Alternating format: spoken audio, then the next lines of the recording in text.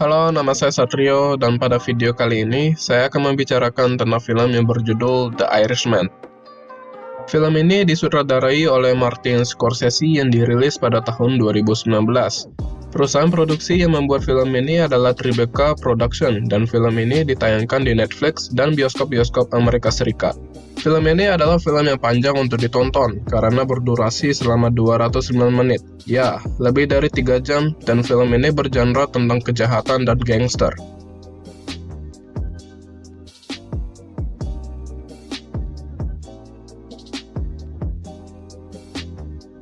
Pertama, saya ingin membicarakan tentang sinopsis film ini. The Irishman merupakan film yang diadaptasikan dari buku berjudul I Heard You Paint Houses. Buku ini mengisahkan tentang kisah nyata Frank Sheeran yang dimainkan oleh Robert De Niro pada film ini. Frank Sheeran adalah pembunuh bayaran mafia dan seorang veteran Perang Dunia Kedua. Selain itu, film ini juga bercerita tentang organisasi kejahatan yang berada di Amerika setelah perang, dan salah satu misteri terbesar di sejarah Amerika, yakni kehilangannya bos serikat pekerja legendaris bernama Jimmy Hoffa, yang diperankan oleh Al Pacino dalam film ini. Dari situasi itu, film ini juga memotret kejahatan terorganisir di lingkungan kerja, serta persaingan dalam organisasi tersebut.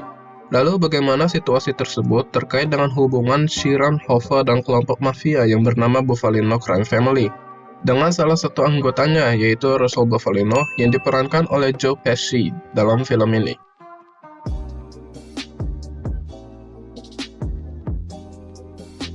Dalam film ini, terdapat tokoh pembunuh bayaran yang bernama Frank Sheeran. Frank adalah pembunuh bayaran yang handal dalam melaksanakan tugasnya, dan Frank adalah orang yang sangat peduli kepada keluarganya. Ia sangat menyayangi putrinya yang takut dan malu kepada bapaknya sendiri. Akting De Niro sangat menonjol dalam film ini, dan keluar emosinya tanpa mengeluarkan banyak basa-basi. Selain itu, tokoh mafia dalam film ini yaitu Russell Bufalino. Russell adalah tokoh yang sangat dihormati dan dipatuhi dalam film ini. Semua tokoh dalam film ini sangat menghormati Russell dan selalu meminta izin kepadanya untuk melakukan segalanya. Tokoh lainnya dalam film ini adalah para politikus seperti Jimmy Hoffa dan para mafia dalam organisasi kejahatan tersebut.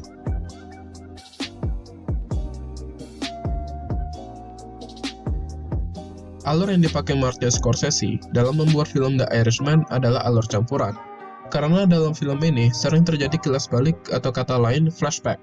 The Irishman adalah film yang memiliki alur cerita yang mungkin agak merumitkan untuk dimengerti bagi beberapa penonton. Bahkan beberapa penonton tidak mengerti film ini dan merasa bosan kepada film ini karena kurang mengerti dengan ceritanya dan filmnya yang dibangun secara pelan-pelan. Namun, bagi orang yang suka menonton film yang bikin penasaran atau membuat dirimu berpikir, maka film ini akan sangat disukai dengan dirimu. Bahkan, kritikus menganggap bahwa film ini terasa sinematik, karena dinarasikan secara lamban, dan lebih menempatkan poin-poin klimaks kepada karakter yang tampil di film ini.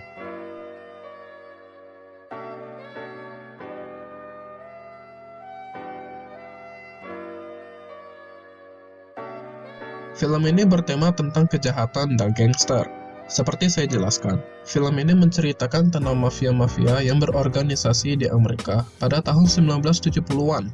Film lain yang memiliki tema yang mirip dengan film ini adalah seperti The Godfather, Goodfellas, dan Casino. Anda bisa mengambil ide seperti apa film ini dari contoh-contoh yang saya berikan. Film ini berat, dan film ini adalah film yang menonjolkan sifat seriusnya ketimbang sifat komedi dan sifat yang lain-lain. Akhir-akhir ini, film yang bertema kejahatan yang memiliki tingkat kebagusan yang sangat tinggi itu sangat jarang. Jadi, The Irishman adalah suatu opsi atau pilihan yang sangat tepat apabila Anda ingin menonton film yang bertema kejahatan.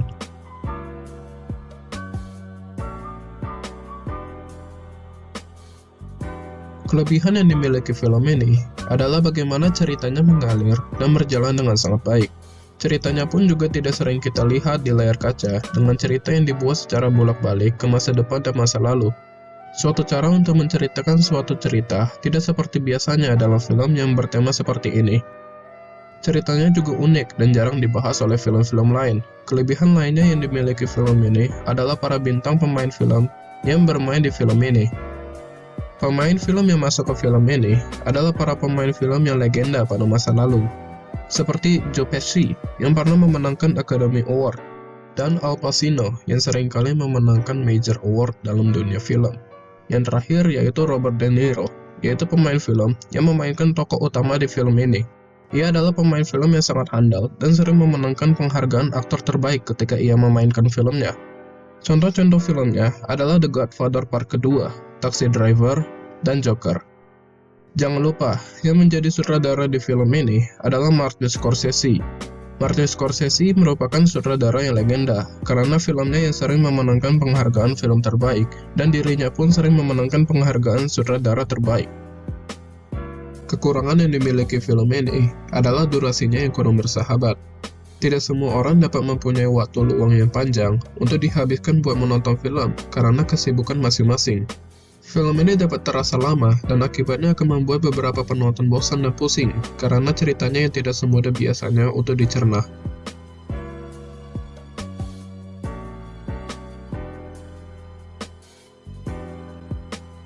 Menurut pendapat saya, film ini adalah film yang bagus untuk ditonton apabila Anda memiliki waktu. Tetapi saya akan bilang sekarang bahwa film ini bukan untuk semua orang.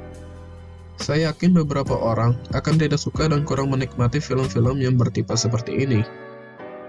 Jadi pertanyaannya adalah apakah saya akan merekomendasikan film ini? Jawabannya adalah iya, saya akan merekomendasikan film ini kepada kalian penonton film yang suka film-film klasik. Film ini memiliki atmosfer yang sangat berbau klasik, karena temponya yang lamban dan temanya yang ia ambil. Apabila film ini diberi nilai, saya akan memberi nilai 9/10 dari film ini. Jadi itu saja pendapat saya tentang film ini, dan terima kasih telah menonton video ini.